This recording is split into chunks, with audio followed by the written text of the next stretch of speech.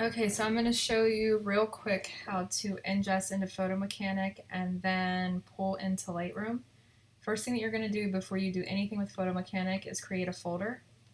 You're going to name this folder for whatever your event is so that you can recognize it, and you are going to this is where you're going to work off of Lightroom. This is where Lightroom is going to pull from. So if you pull from an external hard drive for Lightroom, that's where you're going to want to create the folder. I work off of my desktop just because it syncs faster. Once you go into the folder, you're going to create new folders, raw, which is going to be all of the pictures you're going to back up. The next folder is going to be your cold. I also do a blog folder and a final images folder. That way the entire event is in one place and it's easy to find. And then once I'm finished all of my work, I will just transfer this over to an external hard drive and then back it up on an iCloud. So here's that folder. I've created those 4 inside of it. Now I'm going to put in my card and open Photo Mechanic, which I saw that you already kind of know how to get to that point. I'm going to ingest.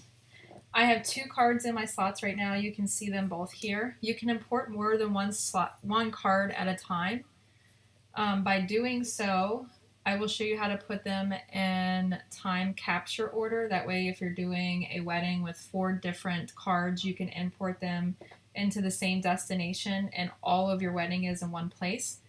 But for now, I am just going to do 1 card so that it doesn't bog down my computer a little bit and it's faster to show you. The primary destination is going to be where you want these pictures to be saved, the raw and the called ones, and where you're going to be working off of in Lightroom.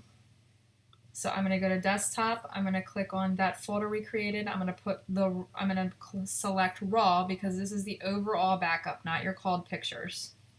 Secondary slot, I always do this and I back them up on an external hard drive. I only back up the raw images on an external hard drive initially.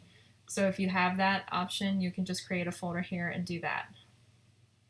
You're going to filter the files. You're going to copy both locked and unlocked photos just in case you locked a photo when you were in camera. And you're going to copy raw photos only. I only shoot in raw except for when I am doing one specific event, and in that case I do raw and JPEG, but I only copy over the raw photos. So that's it for this. Now I'm going to start ingesting. Over here you're going to see where it's copying the pictures to Photo Mechanic. When it's finished copying all the photos in, this will turn green.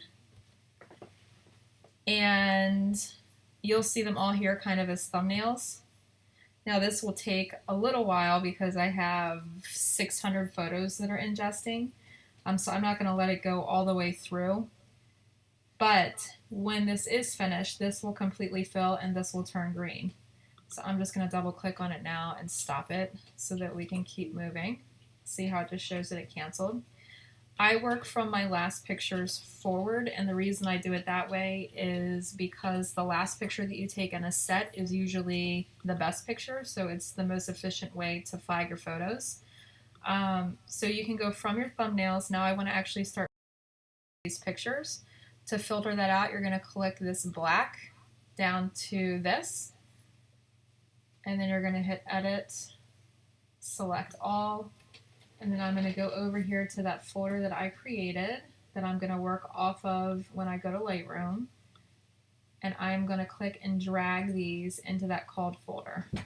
And then I'm going to exit out of this because I'm finished with Photo Mechanic. So now I'm going to go into Lightroom,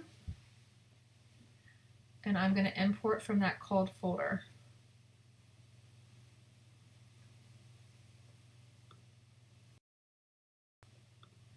So here are my desktop folders, the called folder. See how it has just the pictures I selected?